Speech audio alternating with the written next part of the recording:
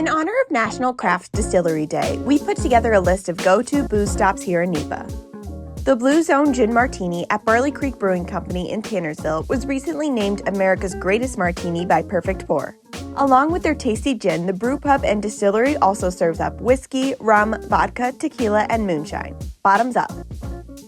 Dead Man Walking Distillery in Bloomsburg bottles up small batch craft spirits straight from the still to your glass. Fan favorites include J&D's Root Beer and the Margarita. Cheers! Did you know you could take a class to become a certified bourbon steward at Holy Ghost Distillery in Whitehaven? And don't skip their Old World style dark gin. This one will put a little hair on your chest.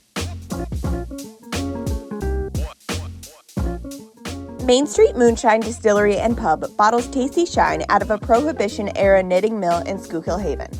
Grab a bite, sip some quality moonshine, or make your own. Prost!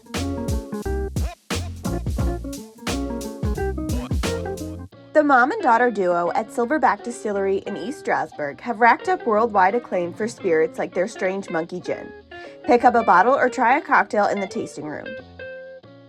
For more local craft distilleries, be sure to check out discovernepa.com.